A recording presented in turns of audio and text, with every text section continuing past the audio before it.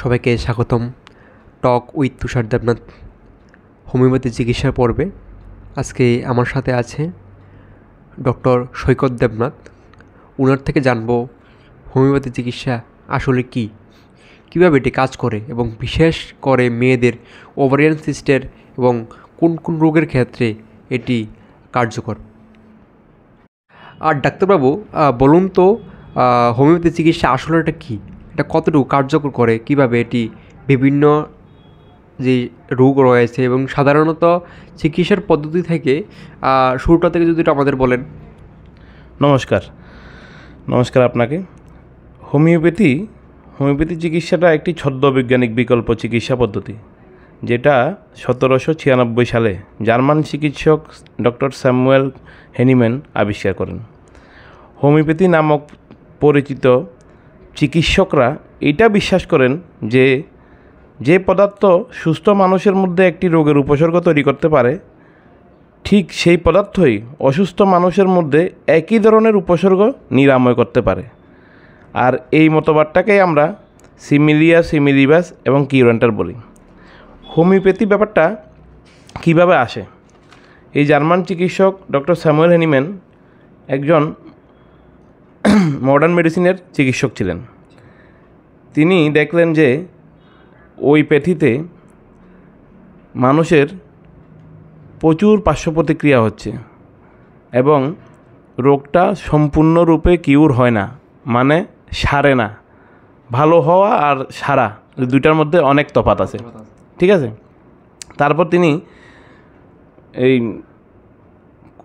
German ভাষা থেকে ইংলিশে কুলেন্স ম্যাটেরিয়া ট্রান্সলেট করার সময় একটা লাইব্রেরিতে বসে উনি একটা লাইন পান, যেখানে সিনকোনাবার্কের ছাল থেকে ম্যালেরিয়া রোগের ওষুধ তৈরি করা হয়, মানে সিনকোনা গাছের ছাল যেটা, ওইটা থেকে ম্যালেরিয়া রোগের ওষুধ তৈরি করা হয়। এটা ওনার মাথায় স্ট্রাইক করেন। আর ঠিক তিনি ওই দিন থেকেই সিনকোনা গাছের ছাল কিছুদিন টানা খেতে থাকেন। তারপর দেখা যায় ওনার শরীরে ম্যালেরিয়া রোগের মতো কাঁপুনি দিয়ে জ্বর আসতে শুরু করে। এইখান থেকেই ওনার এই হোমিওপ্যাথি আবিষ্কার। তারপর ধীরে ধীরে উনি অনেকগুলো ওষুধ আবিষ্কার করতে শুরু করেছেন। ওই যে সিনকোনা গাছের ছাল থেকে ম্যালেরিয়া রোগের ওষুধ তৈরি হয়, এই কারণেই সিনকোনা গাছের ছালের মধ্যে ম্যালেরিয়া রোগ তৈরি করার মতো, ম্যালেরিয়া রোগের মতো জ্বর তৈরি করার মতো ক্ষমতা থাকে, যার কারণে এই সিনকোনা গাছের ছাল থেকে ম্যালেরিয়া রোগের ওষুধটা তৈরি হয়েছে। আপনি যে কথাটা বললেন, এটা কি উনি চিকিৎসক নিজের মধ্যে এটা প্রয়োগ করেছিল? হ্যাঁ, উনি নিজের মধ্যে এগুলো সব প্রুভিং করা শুরু করেছে। এই একে এইভাবে যতগুলো হোমিওপ্যাথিক ওষুধ, ম্যাক্সিমাম ওষুধেই উনি নিজের মধ্যেই প্রুভিং করেছেন। তারপর এবার আস্তে আস্তে বিভিন্ন রকম প্রুভার নিয়ে এই ওষুধগুলো আবিষ্কার করা হয়েছে, ঠিক আছে। এই হচ্ছে ব্যাপার। আমাদের দ্বিতীয় প্রশ্ন, মহিলাদের যে সাধারণত যে সমস্যাগুলি থাকে, যেমন ওভারিয়ান সিস্ট, হোমিওপ্যাথি এই চিকিৎসা কতটা কার্যকর করে? হ্যাঁ, ভালো কথা। মহিলাদের যে ডিম্বাশয়ের সিস্ট বা ওভারিয়ান সিস্ট এখন একটি অতি সাধারণ বিষয়। সব কয়টা ফ্যামিলিতে এটা কারোর না কারোর থেকে থাকে। বিশেষ করে বয়ঃসন্ধিকাল, মানে অ্যাডোলেসেন্ট পিরিয়ড যেটা, ওই বয়ঃসন্ধিকালের যে মেয়েদের ক্ষেত্রে এটি সাধারণত পাই। প্রতিনিয়ত চিকিৎসা জীবনে আমি এগুলো পাই। এই রোগের ক্ষেত্রে প্রথম উপসর্গগুলো হলো যেমন অনিয়মিত মাসিক হওয়া, 2-3 মাস কারোর হচ্ছে না, আবার কারোর 5-6 মাসও বন্ধ হয়ে আছে, ঠিক আছে। মাসিকে ব্লিডিং বেশি হওয়া, ব্লিডিং কম হওয়া, মাসিকের ক্ষেত্রে ব্লিডিংটা কম হয়। আর ধীরে ধীরে রুগীর ওজনটা বেড়ে যায়। হ্যাঁ, আনন্যাচারাল হেয়ার, যেমন ছেলেদের মতো মুখে দাড়ি গজাতে শুরু করে, হ্যাঁ, চুল পড়ে যাওয়া, মুখে পিম্পলস হওয়া, এগুলো সাধারণ সিমটম এই রোগের ক্ষেত্রে। যার কারণে বিবাহিতদের ক্ষেত্রেও অনেকেই এই ওভারিয়ান সিস্টের কারণে কনসিভ করতে পারে না, ঠিক আছে। আর হোমিওপ্যাথির ক্ষেত্রে এটার সাফল্য হার অনেক হোমিওপ্যাথিতে। আমি আমার ব্যক্তিগত জীবনে এই 8-9 বছরে অনেক এমন কেস সারিয়েছি যা আমার কাছে ডকুমেন্টেশন করে রাখা আছে, বিফোর ট্রিটমেন্ট সোনোগ্রাফি রিপোর্ট এবং আফটার ট্রিটমেন্ট সোনোগ্রাফি রিপোর্ট করে। ওভারিতে সিস্ট সাধারণত হরমোনাল ডিসব্যালেন্স এবং এই নানা রকম ডায়েট এবং লাইফস্টাইলের কারণে হয়ে থাকে, ঠিক আছে। আর এটাতে হোমিওপ্যাথিতে সবচেয়ে ভালো রেজাল্ট পাওয়া যায়। ব্যস্ত আরও জানতে চাই যে ওভারিয়ান সিস্ট ছাড়াও হোমিওপ্যাথি চিকিৎসার কী কী রোগের জন্য ভালো ফল দেয়? হ্যাঁ, আমরা হোমিওপ্যাথরা মানুষের মাথা থেকে পা পর্যন্ত যত রোগ থাকে আমরা সব কটাই চিকিৎসা করি। এক্ষেত্রে আমরা রোগের কারণ খুঁজতে চাই। আমরা হোমিওপ্যাথরা রোগের কারণ খুঁজে চিকিৎসা করি। আমরা রোগের পেটে ব্যথা হয়েছে পেটে ব্যথার ওষুধ, মাথা ব্যথা হয়েছে মাথা ব্যথার ওষুধ, আমরা এরকমভাবে ওষুধ প্রয়োগ করি না। আমরা রোগের কারণটা খুঁজেই আমরা চিকিৎসা করি, ঠিক আছে। এবার আপনি বলতে পারেন আর কি রোগের ক্ষেত্রে আপনার এই হোমিওপ্যাথি খুব ভালো রেজাল্ট আসে? সমস্ত রোগের ক্ষেত্রে, বিশেষ করে আর্থ্রাইটিস, প্যারালাইসিস, হ্যাঁ, স্পন্ডালাইসিস, এই যে ঘাড়ের স্পন্ডালাইসিস, কোমরের স্পন্ডালাইসিস, হাঁপানির ক্ষেত্রে তো আমাদের দুর্দান্ত রেজাল্ট। হ্যাঁ, অশ্ব, যেগুলো মানুষ অপারেশান নিয়ে ভাবে, এমন অশ্ব কেস আছে কোনো অপারেশানই লাগে না, আমরা ওষুধের মাধ্যমে এগুলো সারিয়ে দিতে পারি।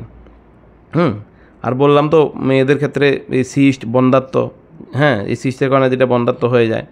তারপরে মাইগ্রেন, এই রোদে বেরোতে পারে না, রোদে বেরোলেই মাথা যন্ত্রণা, মাথা ব্যথা। হ্যাঁ, আপনার কি বলে রান্না করতে পারে না, উনুনের হিট লাগলেই মাথা ব্যথা শুরু হয়ে যায়। হ্যাঁ, যে কোনো ধরনের টিউমার শরীরে, উচ্চ রক্তচাপ, মানে যেটা আমরা হাই প্রেশার বলি, যে চুল পড়ে যাওয়া, এই যে টাকের রোগ, মাথার মধ্যে টাক হয়ে চুল উঠে যায়, ঠিক আছে। আপনি আমার চেম্বারের বাইরে দেখবেন সব ফটো গ্যালারি করে রাখা আছে, আমি কীরকম টাক সারিয়েছি, কীরকম কী চামড়ার রোগ সারিয়েছি। হ্যাঁ, তারপরে বিশেষ করে কিডনি পাথর, অনেকেই বলে জল খেলে কিডনি পাথর বেরিয়ে যায়, তো জল তো অনেকেই খাচ্ছে, কিডনি পাথর বেরোচ্ছে না কেন? কিডনি পাথর হোমিওপ্যাথিতে খুব ভালো রেজাল্ট, ঠিক আছে। আমরা কিডনি পাথর অনেক ধরনের হোমিওপ্যাথি ওষুধ আছে যেগুলো আমরা সিমটম অনুযায়ী ওষুধগুলো দিয়ে আমরা কিডনি পাথর প্রস্রাবের সঙ্গে বের করে নিয়ে আসি, ঠিক আছে। যেমন চামড়ার রোগ, বিশেষ করে চামড়ার রোগে যেমন আমরা কোনো এক্সটার্নাল ইউজ করি না চামড়ার রোগে, মানে যে মলম, হ্যাঁ, মলম, সাবান, এসব আমরা কোনো কিছু ইউজ করি না। আমরা ওষুধ দিয়ে ভিতর থেকে রোগটার কারণটাকে আস্তে আস্তে সরাই, তারপর অটোমেটিক চামড়ার রোগ চলে যায়। চামড়ার রোগটা একটু সময় লাগে যদিও, কিন্তু পার্মানেন্ট কিউর হোমিওপ্যাথিতেই সম্ভব। আপনাদের হোমিওপ্যাথিতে মূলে চিকিৎসা হয়, আপনি এটা বুঝতে চাচ্ছেন? হ্যাঁ, একদমই তাই। হোমিওপ্যাথিতে আমরা মূলেই চিকিৎসাটা করি, তবে রেজিস্টার্ড হোমিওপ্যাথি ডাক্তার থেকে আপনারা চিকিৎসা গ্রহণ করবেন। বাজারে অনেক ধরনের কোয়াক ডাক্তার পাওয়া যায়, হ্যাঁ, কিন্তু যারা রেজিস্টার্ড ডাক্তার তাদের থেকে হোমিওপ্যাথি চিকিৎসা গ্রহণ। এখন রোগীরা কীভাবে বুঝবে যে বড় ডাক্তার এবং অরিজিনালের যে বিষয়টা? এটাও রোগীরা প্রথমত ডাক্তারবাবু নিজের প্রেসক্রিপশন দেবেন রুগীকে, প্রেসক্রিপশনের মধ্যে ডাক্তারবাবুর রেজিস্ট্রেশন নাম্বার, হ্যাঁ, ডাক্তারবাবুর ডিগ্রি সবই লেখা থাকবে। এটা হচ্ছে মেন মানে বোঝার উপায়। এখন সমাজের মধ্যে কিছু সংখ্যক মানুষের মধ্যে এই ভয়টা কাজ করে যে আমার যে অসুস্থ হওয়ার পর যে হোমিওপ্যাথি চিকিৎসাটা গ্রহণ করা উচিত হবে না অন্যান্য যে পেথি রয়েছে চিকিৎসাটা গ্রহণ করা উচিত হবে? না, আমি বলবো অবশ্যই হোমিওপ্যাথি গ্রহণ করুন। আপনার রোগ নির্মূল করার জন্য হোমিওপ্যাথি চিকিৎসা গ্রহণ করুন, যার মধ্যে কোনো পার্শ্ব প্রতিক্রিয়া নেই। আপনার অন্য কোনো সাইড এফেক্ট যেটা আপনারা বলেন যেটা পার্শ্ব প্রতিক্রিয়া, এটা আপনি ফিল করতে পারবেন না। ধন্যবাদ। আর ধন্যবাদ ডক্টর সৈকত দেবনাথকে আমাদের সাথে সময় দেওয়ার জন্য। হোমিওপ্যাথি চিকিৎসা নিয়ে ভুল ধারণা থাকলেও আজকে আলোচনাটার মধ্যে কিছুটা পরিষ্কার হলো।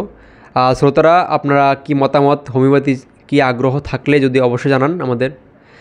ধন্যবাদ। আর টক উইথ তুষার দেবনাথ।